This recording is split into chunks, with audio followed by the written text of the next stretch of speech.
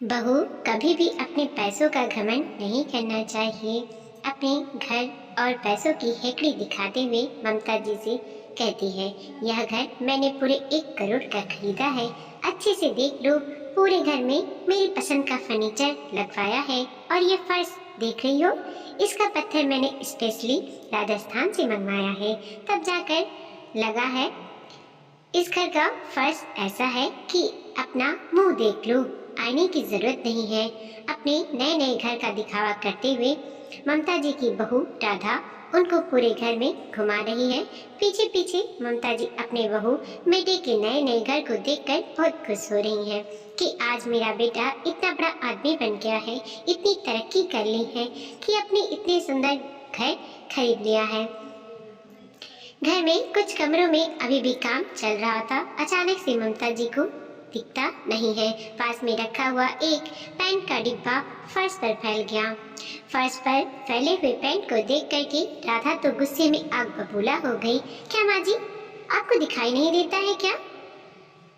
आंखें हैं या अंधी हो गई हो? इतना बड़ा पेंट का डिब्बा नहीं दिखाई दिया आपको? और आपने पूरा फर्श पर फैला दिया। इतना साफ सुथरा फर्श था इस कमरे का, जरा देखकर चलिए। इतनी मुश्किल से तो हमने अपना नया घर खरीद पाया है और आपने उसको गंदा कर दिया। अरे आप तो ऐसे घर जिंदगी में ना खरीद पाए। एड़ियां घिस जाएंगी मेरे जैसे घर खरीदने के, एक कमरे खरीदने के लिए। अरे आपकी और पिताजी की औकात नहीं है ऐसे घर खरीदने की, लेकिन आपको तो मेरे घर की कद्र ही नहीं है। आते ही मेरे घर को गंदा कर दिया। ममता जी कमरे के एक कोने में डरी सहमी सी खड़ी हैं। बहू ने थोड़ा सा पैंट फैलाने पर उनको इतना कुछ सुना दिया कि अब तो उनके कदम घर में और कुछ देखने के लिए बढ़ ही नहीं रहे हैं। उन्हें तो ऐसा लग रहा है कि अगर बहू के घर में और कहीं घूमेंगी तो कुछ और गड़बड़ हो जाएगा, तो बहू को पता नहीं क्या कह देगी मुझे। अब उधर चुपचाप से एक कोने में खड़ी क्यों हो? जाओ बाहर बालकनी से पोछा उठाकर लाओ, सारा पेंट साफ करो। तुमने फैलाया है तो तुम्हें ही साफ करना पड़ेगा। बहू की इतनी तेज आवाज सुनकर ममता जी के पति प्रमोद जी पीछे पीछे आ गए। अपनी पत्नी को पोछा जमीन पर रगड़ते हुए देखते हैं तो कहते हैं, क्या हुआ ममता जी, तुम क्यों सफाई कर रही हो? कुछ नहीं, मुझसे यह पेंट फैल गया है। बहू का घर गंदा हो गया है, इसलिए वह मुझसे गुस्सा कर रही है। बहू ने साफ करने के लिए कहा है। गलती मेरी है, कैसी बातें कर रही हो ममता? कोई जानबूझकर गलती थोड़ी ना करी है, तुमसे अनजाने से फैल गया है। घर में इतने सारे नौकर काम कर रहे हैं, बहू किसी से भी बोलकर इसको साफ करा सकती थी। तुम क्यों उसको साफ कर रही हो? प्रमोद जी की बात सुन करके राधा कहती है, अब जिसने फैलाया है उसी को साफ करना पड़ेगा। ऐसे घर में रहने की उनकी आदत नहीं है और रहेगी भी कैसे? ऐसे घर को खरीदने की औकात भी तो नहीं है उनकी। और पापा जी, मेरे घर के नौकर भी मम्मी जी से ज्यादा अच्छे कपड़े पहनते हैं, मम्मी जी से ज्यादा ढंग से बन सवर के रहते हैं। इतना कहकर राधा अपनी हील वाली चप्पलों को खटखट करती हुई कमरे में जाकर बैठ गई। प्रमोद जी के बेटे साहिल से शिकायत करने देती है कि देखो, तुमने अपनी माँ को इस घर में पहली ही दिवाली पर तो बुला लिया है, लेकिन उन्होंने आते ही हमारे स्टोर रूम के कमरे को में पैंट फैला दिया है, हमारा सारा घर गंदा कर दिया है। क्या माँ ने पैंट फैला दिया? अपने काम को छोड़कर बेटा स्टोर रूम की तरफ भागते हुए आता है और वह भी अपनी माँ पर चिल्लाने लगता है, माँ देखकर काम किया करो, नए घर को कितना गंदा कर दिया है, अब इसको अच्छे से साफ करना, एक भी दाग नहीं दिखना चाहिए फर्श पर, और जब तक यह साफ ना हो जाए तब तक आप इसको रगड़ती रहो। इतना कहकर बेटा अपने कमरे में चला गया। लेकिन ममता जी की आंखों में आंसू आ गए कि उन्होंने ऐसा क्या गुनाह कर दिया था कि बेटे बहू ने उन्हें इतना बेइज्जत कर दिया, इतना सुना दिया। प्रमोद जी को भी अपनी बहू बेटों की बात आखिर जाती है। दरअसल ममता जी और प्रमोद जी अपने बेटे बहू के घर पर दिवाली का त्योहार मनाने के लिए आए हैं। बेटे का ही 10 दिन पहले फोन आया था, पिताजी मैंने नया घर खरीदा है और इस घर में मेरी पहली दिवाली है, तो मैं चाहता हूँ कि आप लोग भी हमारे साथ ही इधर आकर के दिवाली मनाएं। प्रमोद जी ने बहुत मना किया था, लेकिन बेटे ने जिद करके उन दोनों को बुला लिया। बेटे के साथ साथ बहू राधा का भी बहुत मन था कि वह सास ससुर को अपने इस घर में बुलाए, क्योंकि वह सास ससुर को इस घर में बुलाकर उनकी अपमान करना चाहती थी, उन्हें अपना रुतबा दिखाना चाहती थी, उन्हें यह बताना चाहती थी कि गांव में तुम जिस तरह के घर में रहते हो वो एकदम से घटिया होते हैं, और देखो मैंने इधर कितना बढ़िया घर खरीदा है, सारी सुख सुविधाएं हैं इस घर में, कांच की तरह चमक रहा है, सुंदर सुंदर महंगे फर्नीचर खरीदे हैं। बहू सिर्फ दिखावा करने के लिए अपने सास ससुर को अपने घर में बुलाना चाहती थी और उसने ऐसा किया भी। आज सुबह सुबह ही प्रमोद जी और ममता जी अपने बेटे बहू के घर आए थे।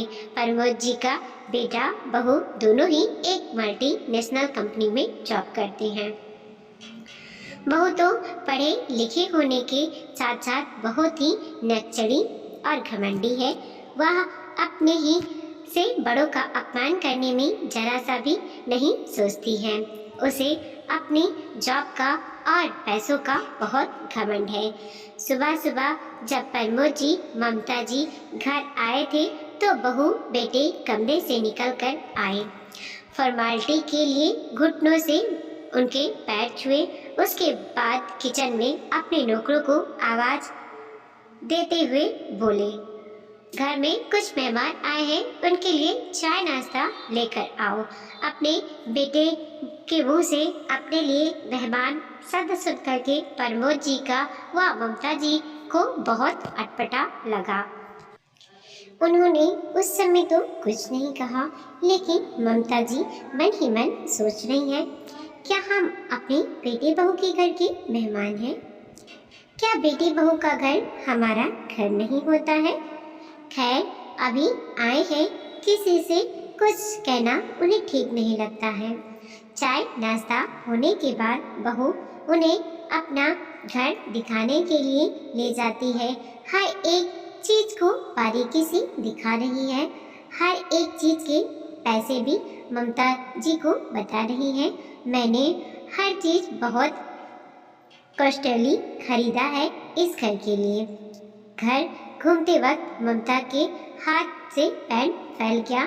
सारा पैंट साफ करने के बाद प्रमोद जी और ममता जी हॉल में आकर सोफे पर बैठने ही वाले थे कि बहू आकर बोली, आपके हाथ गंदे हैं और शायद कपड़े पर भी पैंट लग गया है, तो सोफे पर मत बैठिए, पहले जाकर के अपने कपड़े बदल लीजिए, तब सोफे पर बैठिए, नहीं तो हमारा सोफा गंदा हो जाएगा। इतना महंगा सोफा खरीदा है मैंने, पूरे 60,000 का आया है।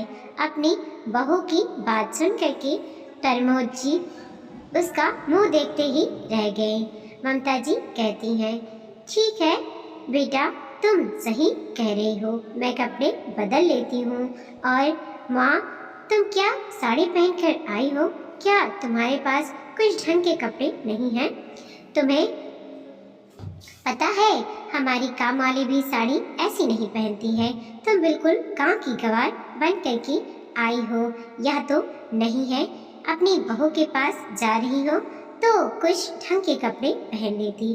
अरे गांव में कुछ भी पहनती रहो, पर जब मेरे पास आओ तो सूट पहना करो। बेटा, मैंने तो शादी के बाद कभी सूट पहना ही नहीं है, जब से ससुराल आई हूँ तब से साड़ी ही पहन रखी हूँ, और आप तो साड़ी पहनने की ही आदत है, मेरे पास सूट है ही नहीं। अंदर कमरे से बेटा भी निकल कर आता है और कहता है, अच्छा तुम्हारे पास सूट नहीं है, कोई बात नहीं ममता, तुम जो नौकरानियों को दिवालियों की देने वाली हो उनमें से 2 सूट माँ को दे दो, अपने लिए सिलवा लेंगी और जब तक हमारे पास रहेंगी तब तक सूट ही पहनेंगी। हम उन्हें साड़ी नहीं पहनने देंगे। वह साड़ी पहनेंगी तो हमें तो किसी को बताने में भी शर्म आएगी कि यह हमारी माँ है। बिल्कुल नौकरानी की तरह लगती हैं साड़ी में। अब तो प्रमोद जी के बर्दाश्त की हद हो रही थी। प्रमोद जी गुस्सा होते हुए अपने बेटे से कहते हैं, बेटा तुम्हारी माँ ने हमेशा से साड़ी पहनी है और वह साड़ी ही पहनेंगी। अगर तुम्हें साड़ी पहनने से समस्या हो तो तुम बता देते, हम माँ को लेकर ही नहीं आते, हमें आने की ज़रूरत ही नहीं थी। क्या हमारा अपमान करने के लिए इधर बुलाया है? अपने पिता की बात सुन करके बेटा थोड़ी देर सकपका जाता है, फिर कहता है, ठीक है माँ को जो पहनना है पहनने दो, लेकिन बहू को जितना अपने सास ससुर का अपमान करना था और अपने पति से करवाना था उतना तो उसने करवा ही दिया था। पता नहीं क्यों राधा शुरू से ही अपने सास ससुर से बहुत चिढ़ती थी और हमेशा से ही उसे अपनी पढ़ाई लिखाई और नौकरी का बहुत घमंड था। ममता जी कहती हैं, बेटा मेरा कमरा कौन सा है, मुझे कौन से कमरे में अपना सामान रखना है? मेरे बैग तो अभी हॉल में ही रखे हुए हैं। हाँ माँ जी, जिस रूम में अपने पैंट फैलाया था ना वह स्टोर रूम है, आप अपना सामान उसी में रख दीजिए। क्या बेटा हम स्टोर रूम में रहेंगे? तुम्हारा इतना बड़ा घर है, पूरे घर में 5 कमरे हैं और हमें स्टोर रूम में रहने के लिए दे रही हो? वह क्या है पापा जी कि अभी घर नया नया बना है, चारों तरफ सामान फैला हुआ है, कोई भी कमरा ठीक से खाली नहीं है और 2 कमरा खाली है तो अभी हमारे मायके से भी सभी लोग आने वाले हैं, बहुत से गेस्ट आएंगे, उनके लिए खाली रखा है। आप लोग तो हमारे घर के हैं तो आप लोगों को तो कहीं भी रख लेंगे। ममता जी अपने पति का हाथ पकड़कर एक हाथ से बैग उठाती हैं, कहती हैं, चलो हम चलते हैं। अच्छा तो वह कमरा में क्या बुराई है, उसमें पूरा पक्का है, नीचे इतना अच्छा फर्श है। कमरे में पहुंचकर प्रमोद जी ममता जी से कहते हैं, हमें लगता है हमने इधर आकर के गलती कर दी है, हमें नहीं आना चाहिए था। बहू तो बहू, बेटा भी हमारी बेइज्जती करने से पीछे नहीं हट रहा है।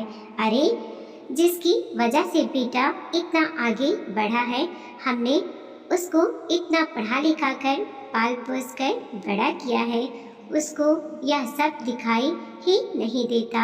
ऐसा लगता है जैसे जन्म लेते ही उसने सब कुछ हासिल कर लिया हो, उसे पालने में हमने कुछ किया ही ना हो, हमारी कोई मेहनत ही ना लगी हो। कैसे मैं गांव में उधारी ले लेकर इसकी पढ़ाई के लिए पैसे देता था। मेरा बेटा यह सब कुछ भूल गया, आज इसके पास पैसा आ गया है तो पैसों की चकाचौंध में इतना खो गया है कि अपनी माँ बाप का ही अपमान करने से पीछे नहीं हट रहा है।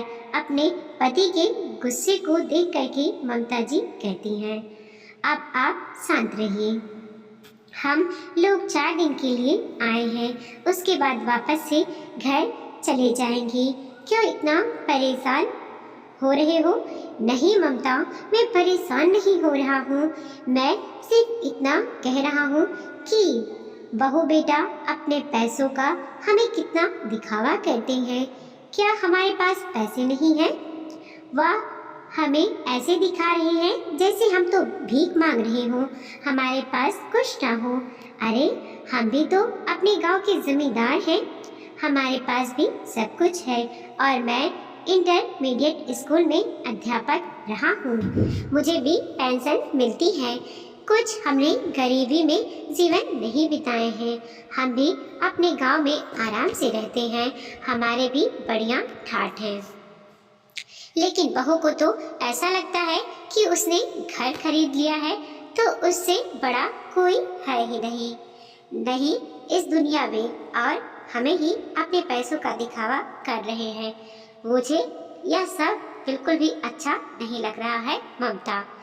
जल्दी से दिवाली का त्योहार निकले और उसके बाद वापस हम गांव चलेंगे, ठीक है? हम जल्दी ही गांव चलेंगे, ज़्यादा दिन नहीं रुकेंगे।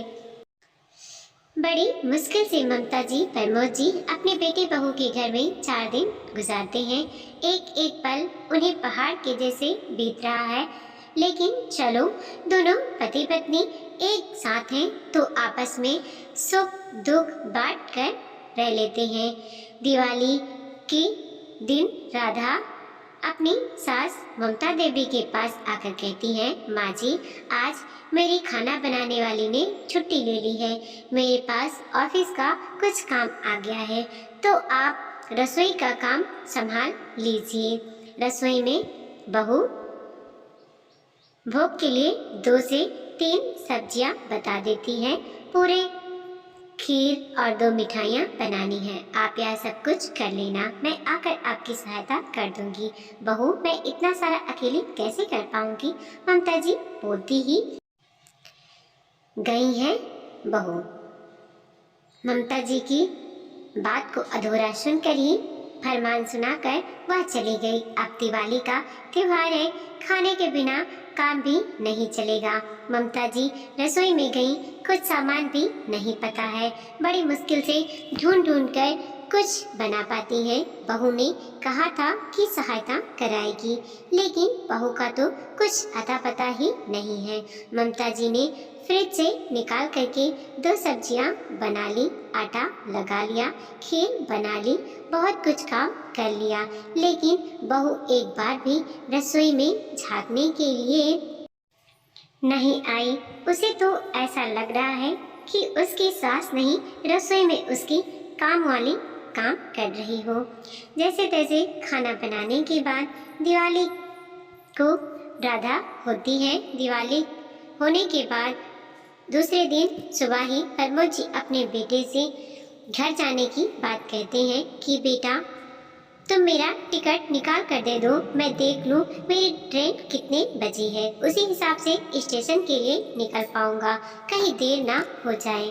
बेटा टिकट को निकलवाने कर अपने पिताजी के हाथ में रख देता है। वह कहता है आपकी ट्रेन दोपहर 2 बजे है। ममता जी अपने बेटे बहू से पूछती हैं कि बेटा अब तुम कब घर आओगे, बहुत दिनों से घर नहीं आए हो। माँ मेरे पास अभी तो समय नहीं है घर आने का, अगर कभी टाइम मिला तो बताऊंगा, लेकिन माँ का दिल तो माँ का ही होता है। बेटा के मना करने के बाद भी वह बहू के पास जाकर पूछने लगी कि बेटा तुम बहुत दिनों से घर नहीं आई हो, जब तुम दोनों की छुट्टियां हो तो घर जरूर आना। राधा रौब दिखाते हुए कहती है मेरे मायके में मेरे भाई की शादी है, विधायक की बेटी से तय हुई है, उसकी शादी है 6 महीने बाद, उसी की शादी में मैं आऊँगी, अगर समय मिला तो।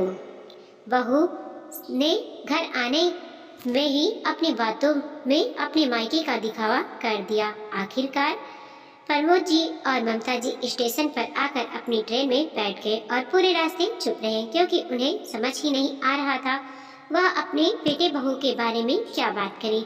जितनी खुशी के साथ वह आए थे उतनी ही उदासी के साथ वापस भी चले गए।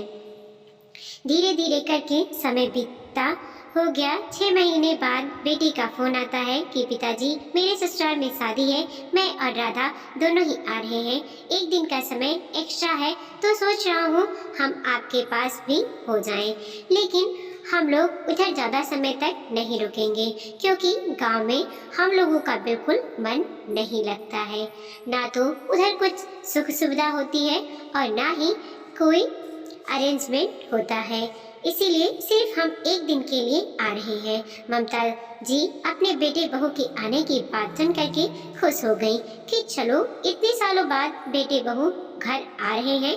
बेटा बहू शादी अटेंड करने के बाद अपने घर आती हैं, लेकिन घर के बाहर खड़े होकर के वह अपने पिताजी को फ़ोन करके पूछते हैं, पिताजी हमारा घर कहाँ है? मुझे तो अपनी गली में अपना घर ही नहीं दिख रहा है। अपना जो 2 कच्चे और 2 पक्के कमरे का घर बना हुआ था वह कहीं नज़र ही नहीं आ रहा है। उसकी जगह तो एक बहुत बड़ी बंगला बना है और उसमें बहुत बड़ा गेट लगा है। उसे चमचमाते हुए गेट को देख करके बेटे बहू की आंखें फटी की फटी रह गई जब उन्होंने उस गेट के ऊपर ममता देवी और प्रमोद कुमार के नाम की नेम प्लेट देखी। वह नज़दीक जाकर उस नेम प्लेट को देखते हैं कि नाम तो उनके माता पिता का ही है। तभी दरवाजे के अंदर से प्रमोद जी निकलते हैं और कहते हैं, आ जाओ बेटा, यह अपना ही घर है। यह घर मैंने अभी पिछले 6 महीने में ही बनवाया है। पिताजी के शानदार घर को देख करके बेटे बहू हक्के बक्के खड़े रह गए। इतना सुंदर घर और इतनी नक्सीली वाली घर बना गया था। चारों तरफ मार्बल ही मार्बल चमचमा रहा था। पिताजी ने गांव में रहकर भी इतने सुंदर सुंदर पेड़ लगाए हैं थे कि किसी का भी मन मोह जाए। घर को देख करके राधा की आंखें फटी की फटी रह गई। उसके कदम तो अंदर ही नहीं बढ़ रहे थे। प्रमोद जी कहते हैं, आराम से आइए बेटा, अपना ही घर है, हिचकिचाने की ज़रूरत नहीं है। राधा अंदर जाती है तो देखती है अंदर से घर डुप्लेक्स बना हुआ है। हॉल से ही सीढ़ियाँ ऊपर के लिए गई हैं। चारों तरफ से ग्रिल लगी है। नीचे सिर्फ 2 कमरे हैं, किचन है और एक बड़ा सा हॉल है। किचन से बहुत ही बढ़िया देसी घी के हलवे के बनने की खुशबू आ रही है। रसोई में ममता जी हलवा बना रही हैं। अपने बहू बेटे के आने की खुशी में ढेर सारा खाना बना रखा है। रसोई से निकलकर ममता जी आती हैं और कहती हैं, अरे बहू बेटा, तुम आ गए, बहुत खुशी हुई तुम्हें देखकर। मेरे बहू के मुंह से तो एक शब्द भी नहीं फूट रहा था कि वह क्या बोले। हॉल में इतना शानदार सोफा डाला हुआ था जिसके सामने उनका सोफा फीका पड़ रहा था। फर्नीचर भी प्रमोद जी ने ऐसा चुन चुन कर खरीदा था, दूर दूर से मंगवाया था। चमक तो ऐसी थी कि बस लोग देखते ही रह जाते थे। राधा रसोई में जाकर देखती है। रसोई में तो आज के ज़माने के हिसाब से सब कुछ लगा हुआ है, आरओ से लेकर के चिमनी तक। घर में किसी भी चीज़ की कोई कमी नहीं है। ममता जी अपनी बहू का हाथ पकड़कर सोफे पर बिठा देती हैं। बैठो बहू, मैं तुम्हारे लिए पानी लेकर आती हूँ। मैंने तुम्हारे लिए बहुत कुछ बना रखा है। चाय नाश्ता होने के बाद ममता जी अपनी बहू का हाथ पकड़कर कहती हैं, चलो बेटा, तुम्हें तुम्हारा कमरा दिखाती हूँ। तुम्हारा कमरा भी बहुत सुंदर बनवाया है। राधा आश्चर्य से कहती है, माँ जी मेरा कमरा? प्रमोद जी मुस्कुराते हुए कहते हैं, हाँ बेटा, हमारे घर में बहू बेटे के लिए कमरा बनवाते हैं, स्टोर रूम नहीं देते हैं। स्टोर रूम की बात सुन करके बहू बेटे दोनों ही शर्मिंदा हो गए। आखिरकार बेटे से रहा नहीं गया और अपने पिता जी से पूछी बैठा, पिताजी आपने इतना सुंदर घर कब बनवाया और कैसे बनवाया? इतनी सारी पैसे आपके पास कहाँ से आए? प्रमोद जी मुस्कुराते हुए कहते हैं, क्यों बेटा, तुम्हें क्या लगता है कि घर सिर्फ तुम ही बनवा सकते हो, हम नहीं बनवा सकते हैं? तुम शायद भूल गए हो, हम अपने गांव के जमींदार हैं। हमारे पास 100 बीघा ज़मीन है, मेरी पेंशन भी आती है, तो मेरे पास तो पैसों की कोई कमी नहीं है। हम जो चाहते हैं वह कर लेते हैं। वह तो सिर्फ हमने इसलिए गांव में कुछ ज़्यादा नहीं किया कि हम दोनों को ही रहना है, तो क्यों ज़्यादा गांव में पैसे को इन्वेस्ट करना। लेकिन जब से तुम्हारे घर से आए हैं तब से हमें ऐसा लगा कि हमें अपने पैसे अपने ऊपर भी खर्च करनी चाहिए, वरना लोगों को ऐसा लगता है कि हम भिखमंगे हैं, हमारे पास कुछ नहीं है। और हमारे पास 100 बीघे की ज़मीन थी, उसी में से मैंने 15 बीघा ज़मीन बेच करके यह आलीशान घर बनवा लिया है। सारा फर्नीचर खरीद लिया है। जो चीज़ शहरों में नहीं होगी वह मैंने अपने घर में करवाई है। तभी दरवाजे पर किसी के आने की आहट सुनाई देती है। प्रमोद जी कहते हैं, ममता दरवाज़ा खोल कर आओ, वह साफ सफाई करने वाला आ गया होगा। पापा, गांव में साफ सफाई करने वाला मिलने लगा? हाँ बेटा, स्कूल की माली का बेटा है। उसकी माली हालत इतनी अच्छी नहीं है, इसलिए मैंने उसको अपने घर में बागवानी का और साफ सफाई का काम दे दिया है और इसके बदले में हम उसे पैसे देते हैं, साथ ही उनके बच्चों की पढ़ाई लिखाई का खर्चा भी उठाते हैं। अपनी नौकरी और पैसों पर घमंड करने वाली राधा आज सर झुकाए चुपचाप बैठी थी। उसके मुंह से एक शब्द भी नहीं फूट रहा था। सोफे पर बैठे हुए प्रमोद जी अपने बेटे बहू के लटके हुए चेहरे को देखकर मंद मंद मुस्कुरा रहे हैं और खुद के पीठ पर शाबाशी देते हुए कह रहे हैं कि आज तुमने बहू बेटे को वह अनदेखा चाटा मारा है जिसको वह पूरी जिंदगी याद रखेंगी। आज उनके बेटे बहू की हालत ऐसी है कि वह अपना मुंह छिपाते फिर रहे हैं। उनके मुंह से एक शब्द भी नहीं फूट रहा है। बहू को तो रह रहकर वह बातें याद आ रही हैं जब उसने अपने सास ससुर को स्टोर रूम में रहने के लिए दिया था। अपने घर में बुलाकर कितनी बेइज्जती की थी, यहाँ तक कि अपनी सासू माँ को नौकरानी तक बोल दिया था। वह अपनी सासू माँ के पैरों में पड़कर रोने लगती है और माफ़ी मांगने लगती है। माँ जी, मुझे माफ़ कर दो, मुझसे बहुत बड़ी गलती हो गई। मैं बहुत ही नादान हूँ जो हर चीज़ को पैसों से आंकती आई हूँ, लेकिन अब ऐसा नहीं करूँगी। मुझे माफ़ कर दो। पिताजी, आप भी मुझे माफ़ कर दो। प्रमोद जी हंसते हुए कहते हैं, बेटा कभी भी अपने पैसों का घमंड नहीं करना चाहिए और किसी के पहनावे से उसकी हैसियत का पता नहीं चलता है, तो उसके पहनावे से उसका काम या ज़्यादा समझना समझदारी की बात नहीं होती है। बेटे बहू को अपनी गलती का एहसास हो जाता है। बहू बेटा खाना खाने के बाद अपने कमरे में चले गए। सास ससुर के बनाए हुए सुंदर से कमरे में सोने के लिए चले गए। बहू बेटे के जाने के बाद ममता जी कहती हैं, आज बहू मेरी बेटी घर में आए हैं तो घर घर सा लग रहा है। प्रमोद जी भाग्यवान, लगता है बहू बेटे को अपनी गलती का एहसास हो गया है। उन्होंने अपने घर बुलाकर जो अपमान किया था, आज हमने उनको अपने घर बुलाकर सम्मान के साथ ऐसा चाटा मारा है जिसको वह जिंदगी भर नहीं भूल पाएंगे। मुझे अपने पैसों की हैकड़ी दिखा रहे थे। उन्हें क्या लगता है हमारे पास पैसे नहीं हैं? अपने घर में बुलाकर हमारा जो अपमान किया था, आज हमने उनका सम्मान करके उन्हें घुटनों पर ला दिया है। वीडियो को लाइक कीजिए, कमेंट कीजिए और अपने दोस्तों के साथ ज़रूर शेयर कीजिए। चैनल पर नए हैं प्लीज़ सब्सक्राइब कीजिए और देखते रहिए मोटिवेशनल स्टोरी।